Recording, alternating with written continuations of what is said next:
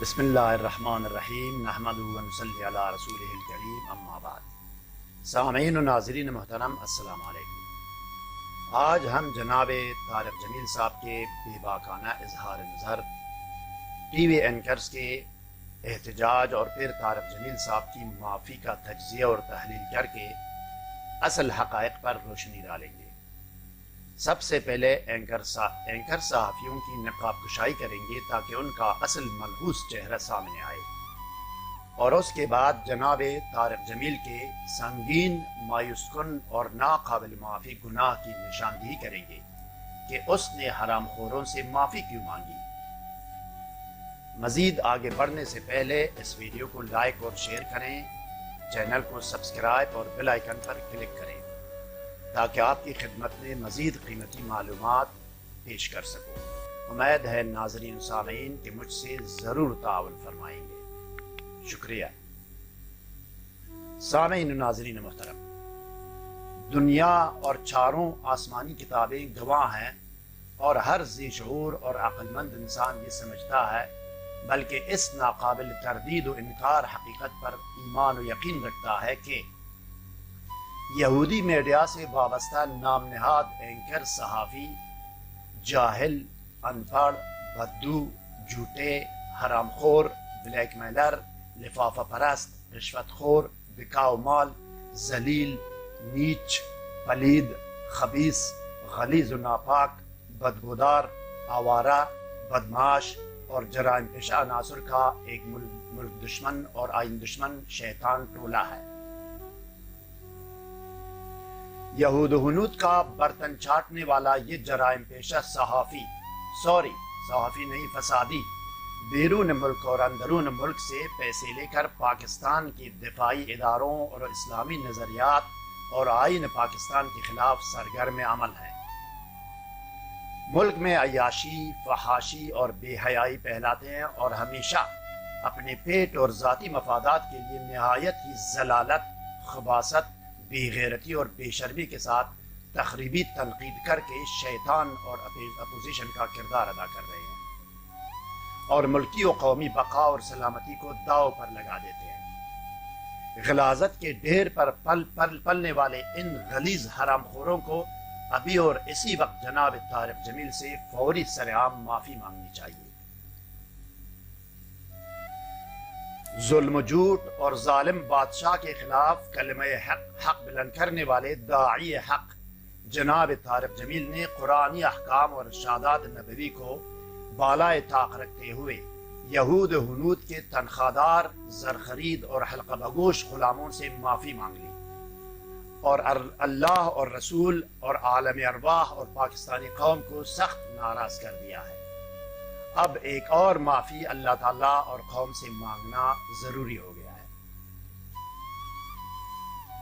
آپ صلی اللہ علیہ وسلم نے اقوام عالم کے شرک و بت پرستی اور جہالت و شراب نوشی کے خلاف پوری دنیا کے سامنے تک تنہا ڈٹ کر کھڑے رہے۔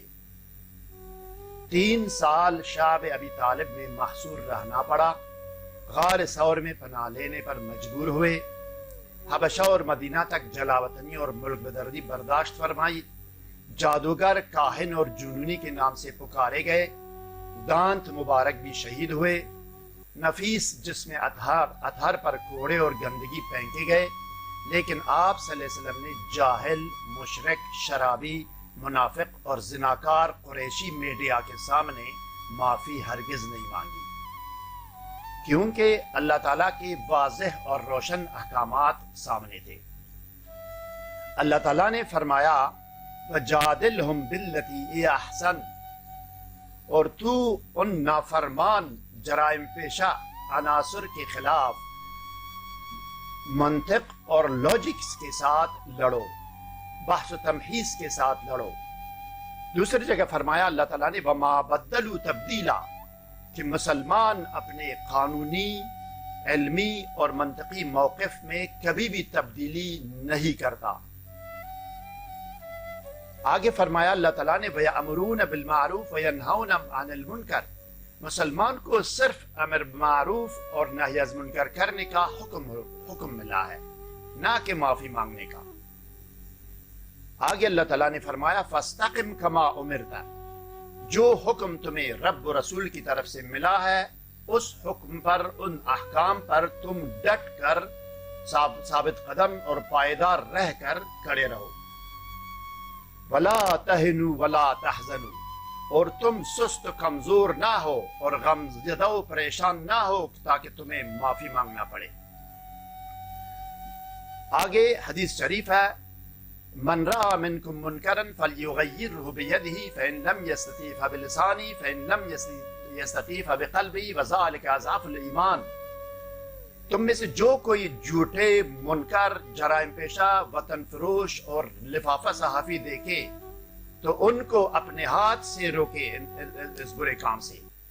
اگر وہ ہاتھ سے نہیں روک سکتا تو اپنی زبان سے روکے، اگر اپنی زبان سے بھی نہیں روک سکتا تو اپنے دل میں اس کو برا سمجھے، ان سے نفرت کرے، بائیکاٹ کرے، سوشل بائیکاٹ کرے، نہ کہ معافی مانگے۔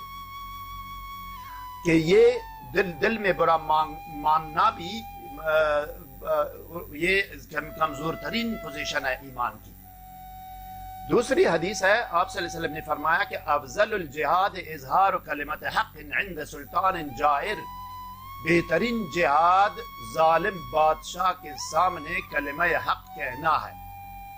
آخر یہ تو 2 ٹکے کے تھرڈ کلاس کے صحافی ہے، یہ ظالم بادشاہ بھی نہیں ہے۔ ان تمام احکامات میں شیطان، جھوٹے اور مکار میڈیا سے معافی مانگنے کا کوئی اشارہ نہیں ہے۔ اب یہود و ہنود کے کارندوں کو فوری طور پر جناب طارق جمیل سے معافی مانگنی چاہیے، ورنہ ان کو کتے کے برتن میں پانی پلایا جائے گا۔ آخر میں ہم دعا گو ہیں کہ اللہ تعالی ہمیں صحافتی جہالت و غلاظت، ظلم، فساد، فحشاء، بے حیائی، ملک دشمنی، لفاف پرستی اور حرام خوری کے خلاف ڈٹ کر کھڑا ہونے اور اصلاحات لانے کی توفیق عطا فرمائے۔